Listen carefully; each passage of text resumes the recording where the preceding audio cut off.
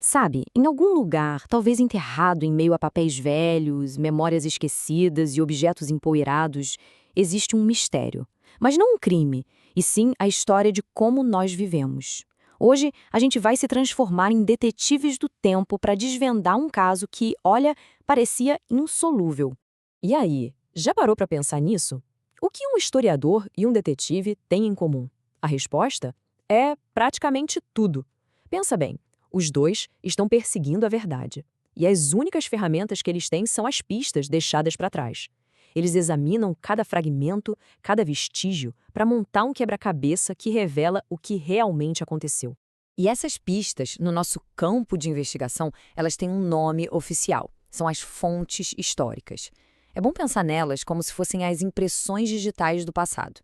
E pode ser qualquer coisa, viu? Absolutamente qualquer coisa que os seres humanos produziram ou tocaram. Elas são a matéria-prima da nossa investigação. Bom, todo bom detetive começa por onde? Pela papelada. É o procedimento padrão, né? E por muito, muito tempo, na investigação histórica, essa era a única pista que era considerada válida. A galera acreditava que a verdade estava ali, ó, selada, carimbada e assinada. Se não estivesse escrito num documento oficial, simplesmente não era considerado prova. Era a época da história contada só pelos governos, pelos cartórios, pelos registros formais. Uma visão bem limitada da coisa, não é mesmo? E aqui estão os suspeitos de sempre. Leis, diários pessoais, documentos de identidade, cartas.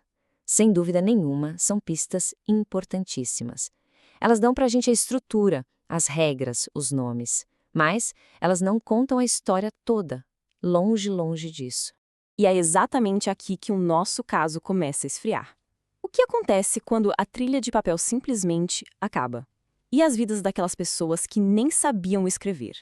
E as culturas que passavam seu conhecimento só pela fala? A investigação parecia ter chegado num beco sem saída. Mas como em toda boa história de detetive, sempre tem uma reviravolta.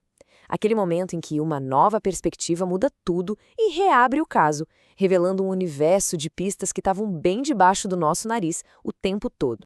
Essa reviravolta veio com um grupo de historiadores detetives que ficaram conhecidos como a Escola dos Análises. Eles basicamente disseram: opa, esperem um pouco, a história é muito mais do que só papelada. E com isso, eles abriram as portas da sala de evidências para todo tipo de prova. A primeira grande pista que eles validaram foi a cultura material. Dá uma olhada nessa imagem. A gente não vê só roupas. A gente vê bombachas, aquelas calças largas perfeitas para cavalgar, vê botas de couro, que são uma proteção, vê a cuia de chimarrão.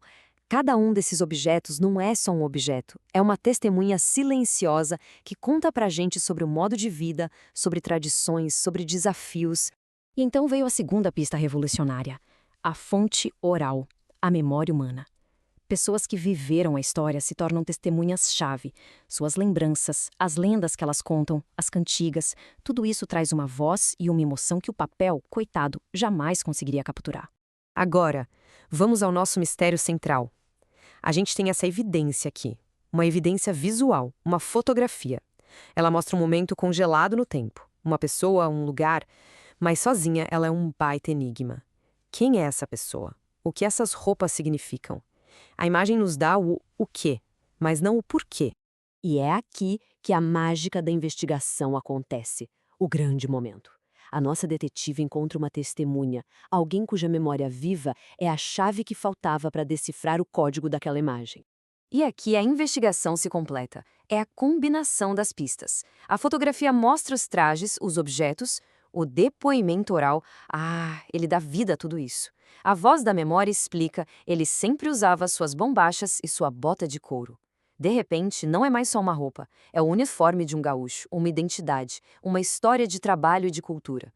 O caso está resolvido, e a história, agora sim, está completa. Com o mistério desvendado, fica muito claro que um bom historiador detetive precisa de um kit de ferramentas bem variado. Não dá para resolver todos os casos com uma lupa só, né? Pensa comigo, a imagem sozinha era um mistério, o depoimento sozinho era uma lembrança, mas juntos eles se tornaram história. O verdadeiro poder do historiador está em cruzar as informações, em fazer as diferentes pistas conversarem entre si. Então, para a gente resumir nosso kit de investigação, temos 4 ferramentas essenciais.